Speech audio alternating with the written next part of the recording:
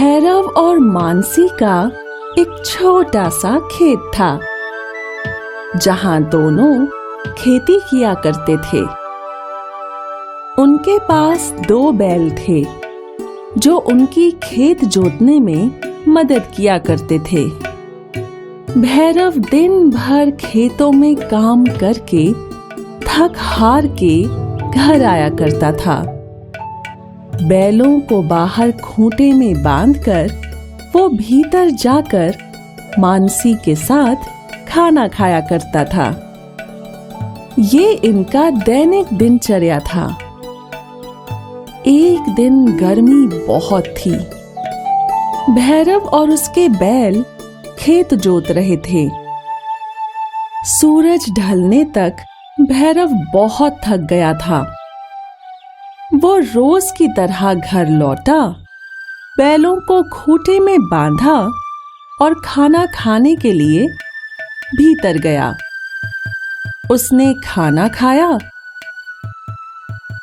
और जैसे ही वो बिस्तर पर लेटा उसे नींद आ गई। अगली सुबह जब भैरव घर के बाहर आया तो मानसी ये क्या हुआ जी? हमारा दूसरा बैल कहाँ है? हाँ, कल तक तो यही था। हे भगवान! आप फिक्र मत कीजिए, वो हमें जरूर मिलेगा। भैरव और मानसी बैल की खोज में गांव भर घूमने लगे। बिटिया, क्या तुमने कोई काला बैल यहाँ देखा है? नहीं काकी। भैया, क्या आपने कोई काला बैल देखा है यहाँ कहीं? नहीं, यहाँ तो नहीं देखा। मानसी और भैरव बैल को ढूंढने लगे। सुबह से लेकर शाम हो गई और भैरव के बैल का कोई पता नहीं चला। हार कर दोनों घर पहुंचे। भैरव एक कोने में बैठकर रोने लगा।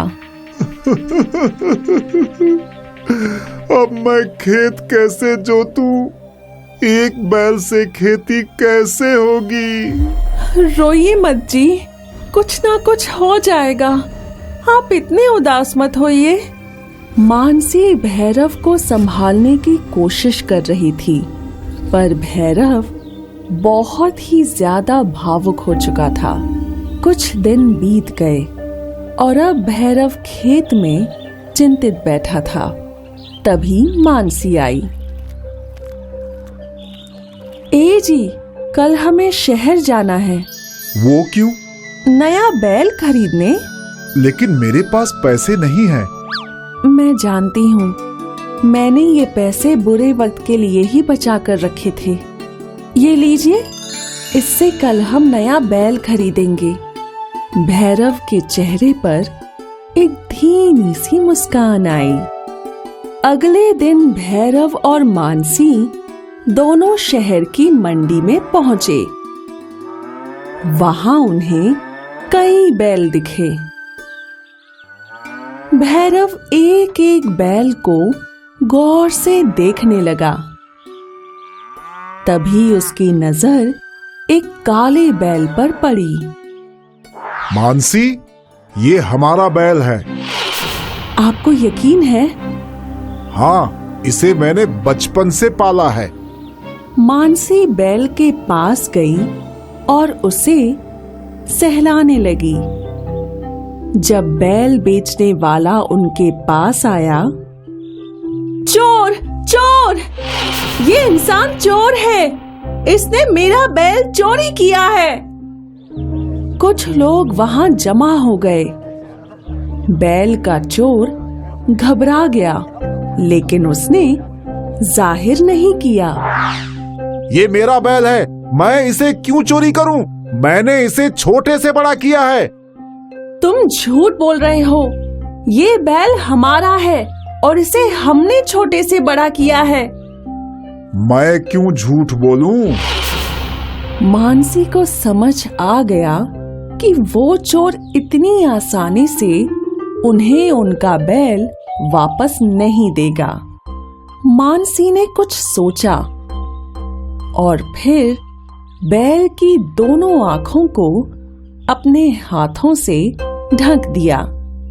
अच्छा, अगर ये बैल तुम्हारा है तो बताओ इसकी कौन सी आंख में चोट लगी है? व्यापारी सोचने लगा और फिर बोला, दाईं आंख। तुम्हें यकीन है ना? अगर दाईं आंख नहीं हुई तो ये बैल मेरा है। व्यापारी फिर से सोच में पड़ गया। नहीं, बाईं आंख। मानसी ने अपने हाथ हटाए और बोली, इसकी दोनों आंखें एकदम ठीक हैं।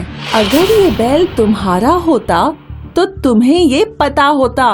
चोर हो तुम। लोगों के बैल चोरी करके उन्हें मंडी में बेचते हो।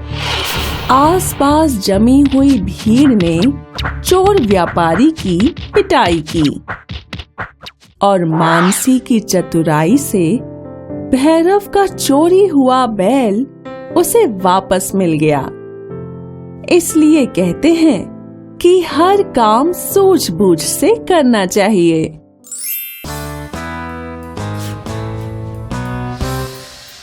राजस्थान में एक खुशहाल गांव था, रायपुर।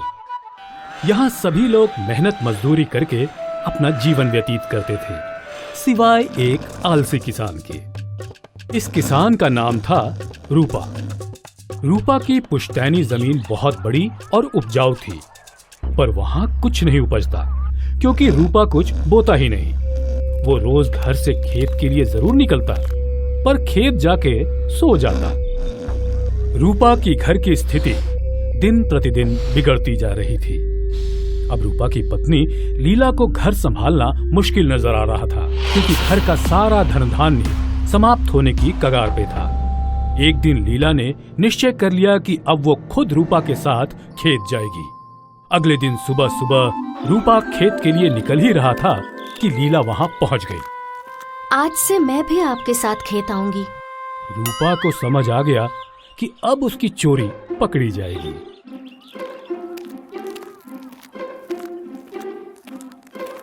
दोनों खेत पहुंचे तो लीला खाली खेत देख के हैरान हो गई। उसे समझ नहीं आ रहा था कि रूपा दिन भर खेत में करता क्या है।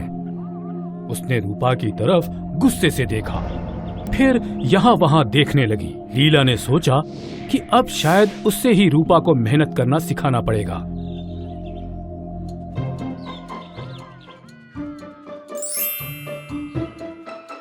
और उसने रूपा के हाथ में एक कुदाल दी और खेत की तरफ इशारा किया। रूपा कुदाल चलाता और लीला बीज बोती। शाम होने तक वो दोनों मेहनत करते। अगले दिन यही सिलसिला चल रहा था। तब एक ऋषि मुनि वहां पहुंचे। ऋषि मुनि को देख लीला उनके लिए पानी लाई और रूपा ने उन्हें खाने के लिए अपनी चटनी रोटी परोसी। इस दंपति की सेवा से खुश होकर ऋषि मुनि बोले, मैं तुम दोनों की सेवा से बहुत खुश हूँ। मांगो, क्या मांगना चाहते हो? लीला रूपा की तरफ देखने लगी और तभी रूपा को कुछ सूझा। अगर आप हमें कुछ देना ही चाहते हैं तो हमारी सहायता के लिए एक सहायक दीजिए जो हमारे सारे काम कर दे। लीला इस बात को सुनकर थोड़ी नाखुश नजर आई, पर वो चुप रही। ठीक है, अगर तुम दोनों यही चाहते हो तो यही सही, पर याद रहे तुम्हारे पास इतना काम होना चाहिए कि ये सहायक हमेशा व्यस्त रहें। हाँ, हमारे पास बहुत काम है। अगर आप हमें सहायक दे दे। तथास्तु।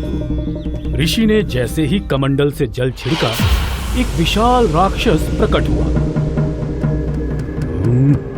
मुझे काम दो मेरे मालिक, वरना मैं तुम्हें खा जाऊंगा।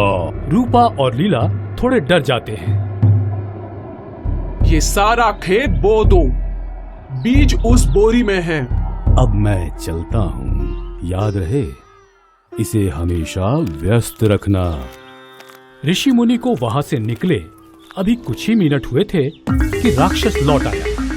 खेत बो दिया है, मुझे काम दो मेरे मालिक, वरना मैं तुम्हें खा जाऊंगा। इतनी जल्दी? अब एक काम करो, वहां कुआं खोदने का काम अधूरा है, उसे पूरा कर दो। राक्षस वहां से गायब हो जाता है। ये आपने क्या बला मांग ली? ये तो आपको खा लेने की बात करता है। अब तो मुझे भी डर लग रहा है कि कहीं ये राक्षस मुझे सच में ना खा ले। ये इतनी जल्दी काम खत्म करके लौट आता है और फिर मुझे खाने की बात करता है। इससे अच्छा तो मैं खुद ही मेहनत कर लेता। अचानक लीला को एक युक्ति सूझी और वो राक्षस के लौटने की राह देखने लगी। अब जैसे ही राक्षस लौटा, इससे पहले कि वो बोलता, लीला बोली, हमारे गांव के बाहर एक कुत्ता बंधा है, मोती। जाओ और उसकी पूंछ सीधी करो। राक्षस वहां से गायब हो गया। शाम हो गई, राक्षस अभी तक लौटा नहीं। अब तक तो राक्षस ने मोती की पूंछ सीधी कर दी होगी ना? रूपा की बात सुनकर लीला हंसने लगी और बोली, मेरे भोले भाले स्वामी, मैंने उसे कभी ना खत्म होने वाला काम दिया है और आज से आप मन लगा के काम करिए, वरना फिर ये राक्षस आपको खाने आ जाएगा।